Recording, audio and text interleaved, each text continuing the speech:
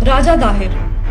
हम में से शायद ही कोई सिंध के इस महान योद्धा और शूरवीर के बारे में जानता होगा, क्योंकि वामपंथियों द्वारा लिखे गए हमारे इतिहास में ऐसे वीर सपूतों को वो स्थान नहीं मिल पाया जिसके वह हकदार थे। राजा दाहिर 8वीं सदी में सिंध के महान शासक थे। जी हाँ, वही सिंध जो आज पाकिस्तान का हिस्सा है, लेकिन कभी ये भारत का अभिन्न अंग हुआ करता था। इसी सिंध की वजह से भारत का नाम हिंद या हिंदुस्तान पड़ा। चक्रवर्ती महाराज दशरथ की पत्नी केकई भी इसी सिंध से थी। ऐसे में सिंध का भारतीय संस्कृति से पुराना नाता रहा है। राजा दाहिर सिंध के राजा चच के सबसे छोटे बेटे और ब्राह्मण वंश के आखिरी शासक थे। राजा दाहिर ऐसे पहले शासक थे जिन्होंने अपनी मातृभूमि की आन बान और शान की खातिर अरब आक्रांताओं से दुश्मनी मोल ली और युद्ध भूमि में उनको घुटने टेकने पर मजबूर कर दिया।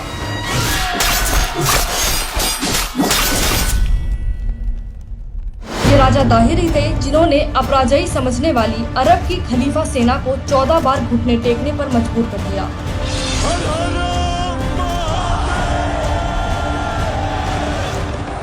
लेकिन 15वें युद्ध में देवल बंदरगाह के सूबेदार ज्ञानबुद्ध की गद्दारी के चलते राजा दाहिर को 17 साल के मोहम्मद बिन कासिम के हाथों हार का मुंह देखना पड़ा।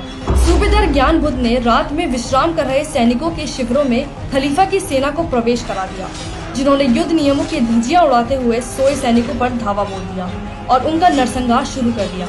इस विश्वासघात में राजकुमार जय शाह भी गंभीर रूप से जख्मी हो गए। ये खबर सिंध की राजधानी अलौर में बैठे राजा दाहिर को मिली और उन्होंने युद्ध भूमि के लिए कूच कर दिया।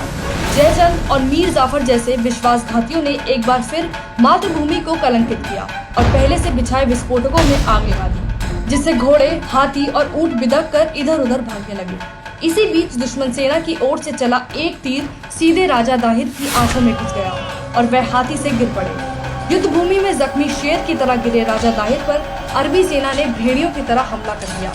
शेर की तरह लड़ते हुए राजा दाहिर वीर गति को प्राप्त हुए। इस युद्ध का असर लेकिन सदियों बाद तक भारत पर पड़ा।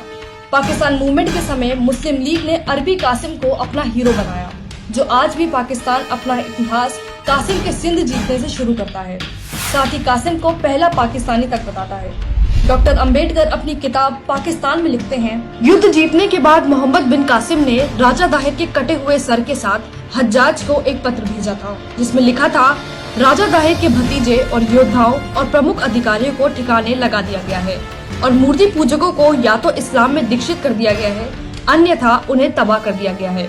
मंदिरों के स्थान पर मस्जिदें बना दी गई हैं। इस पत्र के जवाब में हज्जाज ने कासिम को लिखा, मूर्ति पूजकों से कोई रियायत ना बरती जाए। तुम्हें माफ करने के लिए तुरंत तैयार नहीं होना चाहिए, क्योंकि इससे तुम्हारा काम और बढ़ जाएगा। किसी को भी ना बख्शो। कासिम तो पाकिस्तान के कट्टरपंथी तबके का हीरो बन गया, लेकिन जिस राजा दाहिर ने भारत को 14 बार अरबी लुटेरों से बचाया, उनका नाम तक वामपंथी इतिहासकारों ने किताबों से गायब कर दिया। बाबर, लोधी और औरंगजेब जैसे लुटेरों और हत्यारों के नामों पर महलों और सड़कों के नाम रखने वाली भारत की सेक्युलर सरकारों ने एक गली तक का नाम राजा दाहिर के नाम पर नहीं रखा। अरब में जन्म और तुर्की के खलीफा के समर्थन में भारत में खिलाफत आंदोलन चलाने वाले मौलाना आजाद और सेक्युलरिज्म के चैंपियन नेहरू द्वारा स्वतंत्र भारत की शिक्षा नीति ऐसी बनाई गई कि अरबों से लोहा लेने वाले हमारे नायकों का नाम तक आज हमें याद नहीं, लेकिन जिन्होंने सदियों इस देश को लूटा और यहाँ नरसंहार किए, उन्हें किताबों में महान बताया जाता है। लेकिन सच को ज्यादा समय छिपाया नहीं जा सकता, इसलिए पाकिस्तान के जो लोग ये मानते हैं कि उनके पूर्वज अरबी नहीं भारतीय थे, वो सिंध प्रांत में राजा दाहिर को सरकारी तौर पर हीरो करार देने की मांग कर रहे हैं। तो वहीं भारत के लोग कांग्रेसी सरकारों के झूठे सेक्युलरिज्म को अब और सहने के मूड में नहीं है।